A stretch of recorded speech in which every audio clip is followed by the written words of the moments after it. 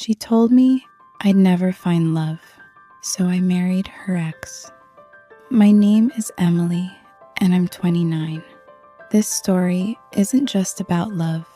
It's about pain, pride, and the way a single sentence can echo through years of your life.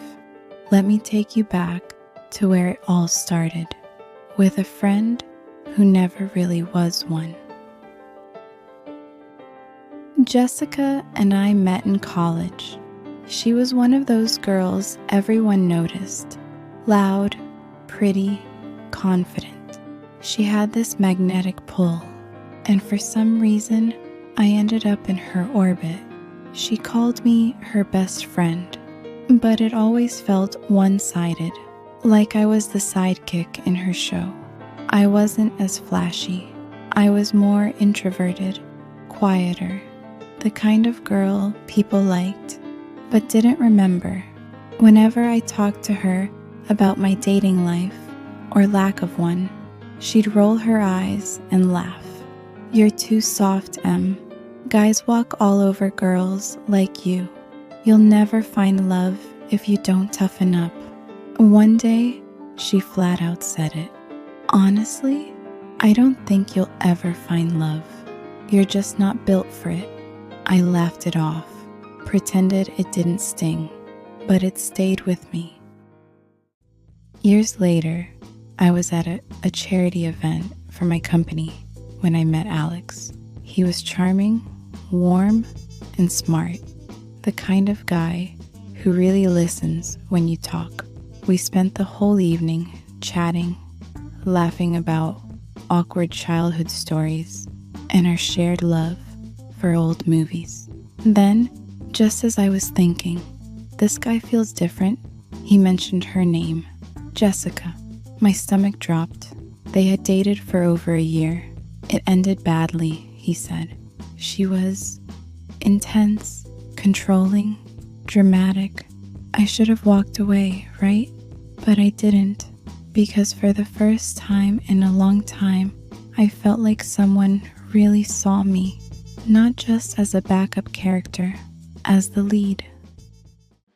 When Jessica found out we were seeing each other, she exploded.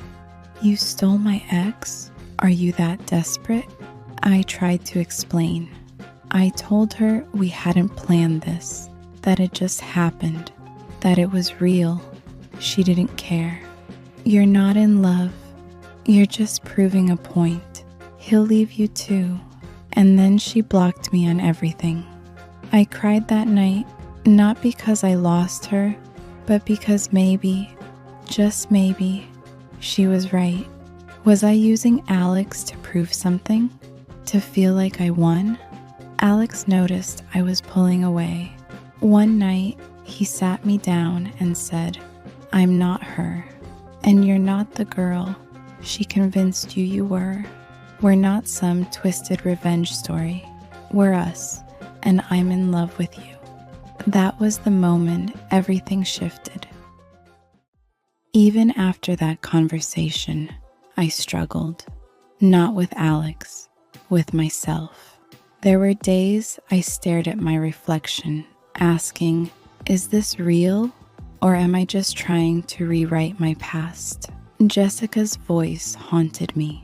But then there were the quiet mornings with Alex, coffee and jazz music, his hand resting on mine like it belonged there.